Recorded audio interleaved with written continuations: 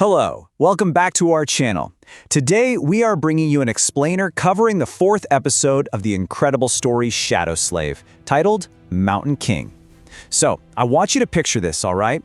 You are out in the freezing dark, trapped, bound, and entirely at the mercy of nightmare-fueled horrors.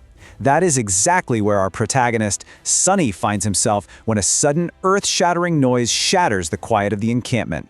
The tension is palpable. And as we'll see today, surviving this is going to require a lot more than just brute strength. Okay, let's dive right into this absolute chaos. As that thunderous noise erupts, a terrifying bombardment begins. Waves of massive boulders and heavy shards of ice literally rain down from the pitch-black night sky onto the caravan. Immediate panic descends. And honestly, can you blame them? Their fight-or-flight response just violently kicks in. They try to run, they lurch away, but then they hit a terrifying realization. They are firmly anchored in place by these thick, heavy chains. They end up crashing into each other, stumbling and falling to the freezing ground in total desperation as the whole crowd dances on the black stones, just trying to avoid the falling debris. Now you really have to notice Sunny's unique presence of mind amidst all this terror. While literally everyone else is panicking, Sunny is one of the few to actually remain upright. He's calm, he's collected, and he's using his attribute-enhanced eyes to pierce the darkness of the night sky. He takes just one measured, calculated step backward, and in the very next second, boom! A piece of ice the size of a man's torso slams into the exact spot where he just stood, exploding and showering the area with sharp, deadly shards. His quick thinking completely saves him, while tragically those around him who just weren't as quick are severely wounded or, well, lose their lives. Over the agonizing wails filling the frigid air, a desperate scream cuts through. It's the veteran soldier. The very same guy who cruelly whipped Sunny just a few hours earlier. He's standing there amidst the blood and chaos, angrily commanding the slaves to move toward the relative safety of the mountain slope. But before anyone can even begin to follow his orders, this enormous tremor shakes the stones beneath their feet. Something absolutely massive crashes down right between the caravan and the mountain wall, instantly plunging the entire chaotic scene into a sudden, suffocating silence. Enter the Mountain King. This nightmarish omen of death towers over 4 meters tall. To put that into perspective, that's like staring up at a 2-story building. It's covered in this ragged, yellowish-gray fur that's thick enough to stop weapons. It has an emaciated torso supported by stumpy legs and a terrifying array of 4 arms. We're talking 2 wildly long, multi-jointed arms ending in sword-like bone claws, and 2 shorter ones with eerie, human-like fingers. It just stares down at the slaves with 5 milky white, insect-like eyes, its maw hanging half open, dripping viscous drool. But you want to know the absolute most nauseating part?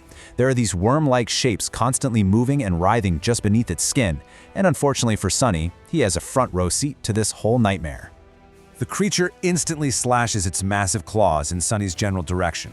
Without wasting even a fraction of a second, Sunny executes a lightning-fast survival tactic. He jumps sideways, pushing to the absolute limit of his heavy chain, and intentionally positions the broad-shouldered slave directly between himself and the monster. Look, it's dark and it's entirely ruthless, but this is what you really need to take away about Sunny.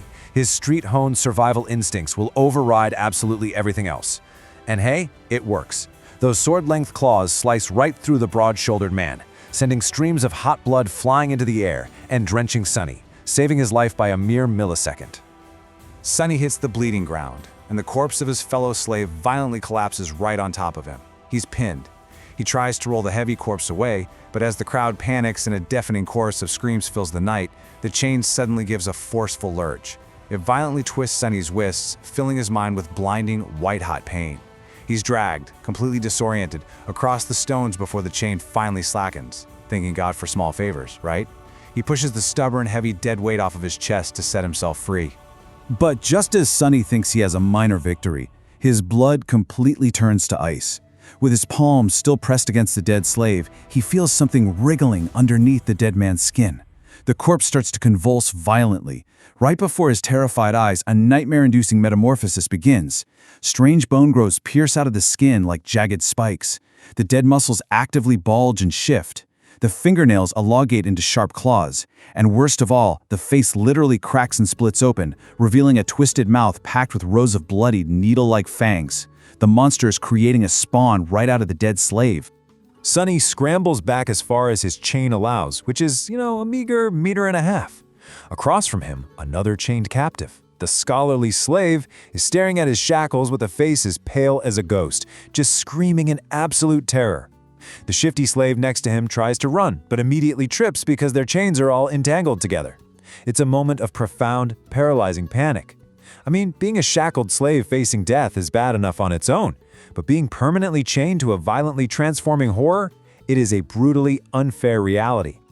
Okay, let's take a quick lore pause right here to understand exactly why the situation feels so incredibly wrong to Sunny. The mysterious nightmare spell operates on strict rules, which map out a very clear hierarchy.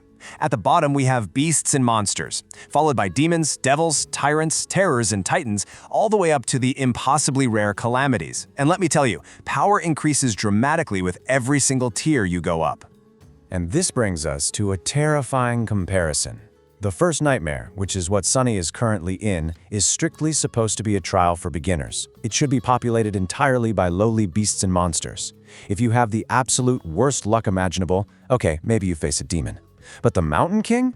It just demonstrated the ability to create a lesser version of itself by mutating a corpse. According to the rules of the spell, that is a power strictly reserved for tyrants and above. Sunny and these chained novices are facing a logic-breaking, hopelessly overpowered threat. So why exactly is a tyrant hunting them in a beginner's trial? Well, Sunny immediately realizes the culprit. His own damned, fated attribute. Look, we all have days where the universe seems against us. But Sunny's innate trait is literally pulling him into impossibly unfair, deadly scenarios. The frustration absolutely boils over. But Sunny knows there's no time to sit around and ponder his cursed luck. Fair or unfair, relying on anyone else is completely impossible here. He has to save himself. As the newly formed larva rises, making these sickening clicking noises, Sunny springs into action. The creature's 5-clawed hand shoots forward, but Sunny sidesteps. Calculated precision. Now remember, Sunny isn't some formally trained knight. He spent his entire childhood fighting for sheer survival on the streets, and that raw street-smart instinct is exactly what kicks in here. He jumps forward, he grabs the slackened length of his chain, he throws it directly over the groggy monster's shoulders and rapidly wraps it around. He manages to pin the beast's deadly hand securely to its own body, barely dodging its terrifying fangs in the process. Okay, so the monster is immobilized for now, but there's a huge problem. Sunny used up all of his slack, leaving almost no distance between him and those snapping jaws. Relying entirely on his tactical mind, he screams at the shifty and scholarly slaves sharing his chain. He barks at them to pull from opposite directions.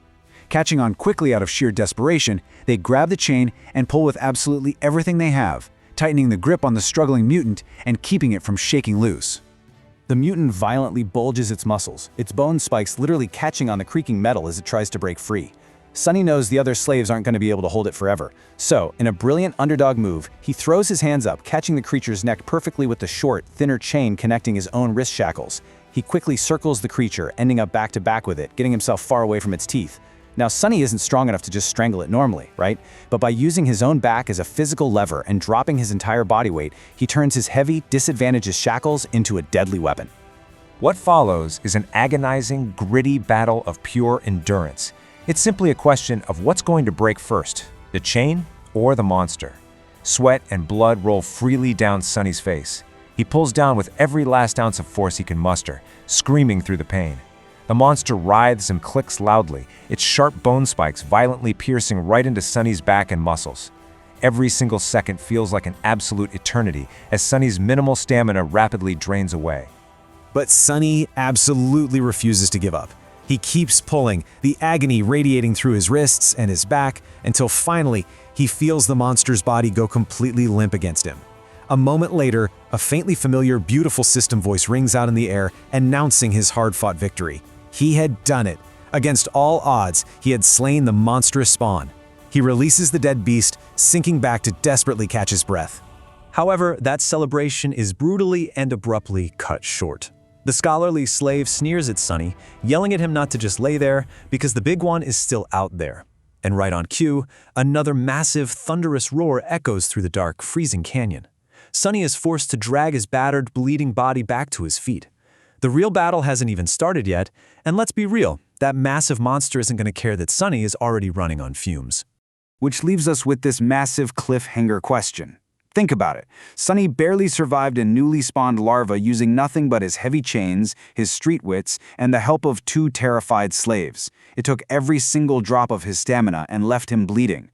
So how in the world can a chained, exhausted slave possibly stand a chance against a towering, 4-meter-tall tyrant-class monster? Well, we are going to have to find out together next time. If you like the story, please like and share it, and subscribe to the channel to watch future episodes. Thanks for watching.